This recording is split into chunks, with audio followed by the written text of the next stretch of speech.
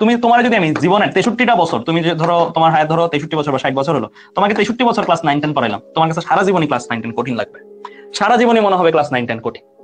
তোমাকে যেই মুহূর্তে আমি জাস্ট একটা বছরের জন্য এইচএসসি তে নিয়ে আসলাম, সেই মুহূর্তে তোমার এই 9-10 কি এখন সহজ লাগে না কঠিন লাগে? 9-10 কমেন্টে বলো যে এইচএসসি তুলনায় 9-10 কেমন লাগে? এইচএসসি তুলনায় 9-10 কি দুনিয়া সোজা না? মনে হয় যে কি পড়তাম আগে। 2 বছর, কয় বছর পাইছো তোমরা? তোমরা মনে 2.5 বছর পাইছো। 2.5 বছর ধরে 4টা চ্যাপ্টার পড়ছো ফিজিক্সের মাত্র, মানে লাইক যেটা সিটি পরীক্ষার পর। তোমাদের এখনকার সিটি পরীক্ষার পর অত একটা বড় হয়, তাই না? সো ক্লাস 9-10 থেকে যেই মুহূর্তে এইচএসসি তে উঠলা 9-10 সহজ লাগতে শুরু করলো। এইচএসসি থেকে যেই মুহূর্তে তুমি অ্যাডমিশনের পড়া শুরু করবা, সেই মুহূর্তে তোমার কি হবে? এইচএসসি সহজ লাগতে শুরু করবে। এন্ড আমরা তোমাদেরকে বেসিক্যালি এইটা পড়াচ্ছি জাস্ট বিকজ অফ ওয়াই তোমার এইচএসসি সহজ লাগে এন্ড অ্যাডমিশনের সাথে আগেই পরিচিত হয়ে যাও। এন্ড অলসো আমরা এরপরও কিছু কাজ করি। আমরা যেমন ওই যে কালকে যে এক্সামটা হবে তোমাদের বড় ভাইয়াদের, দেখো পটেনশিয়াল বুয়েটিয়ান এক্সাম একটা হচ্ছে, ওই এক্সামটাতে আমার পার্টের কোশ্চেনগুলো আমি বলবো যে বইয়ের অ্যাডমিশনের চেয়ে কঠিন কোশ্চেন করছি।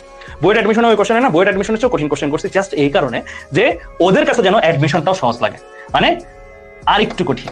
এটা শুধু আমরা না, এটা বিভিন্ন কোচিং সেন্টার বা সব জায়গায় এই জিনিসটা প্র্যাকটিস করা হয় যে আর একটু কঠিন করানো হয়। ধরো অ্যাডমিশনে আসবে 1, তোমার আমরা করাবো 3, লেভেল 1 আসবে অ্যাডমিশনে, আর সরি আমি একটু কম্পারিজন দিই। ধরো এটা তোমার লেভেল 1, গেমের লেভেল থাকে না, লেভেল 1, এটা ধরো তোমার লেভেল 5, হ্যাঁ।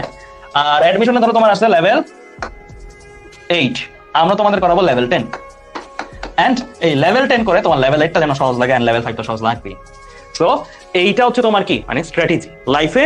তোমার ধরো খুবই বোরিং লাগতেছে, টাফ লাগছে, তুমি লাইফটাকে একটু কঠিন বানাও, দেখবো যে আগের লাইফটা অনেক মজার লাইফ ছিল।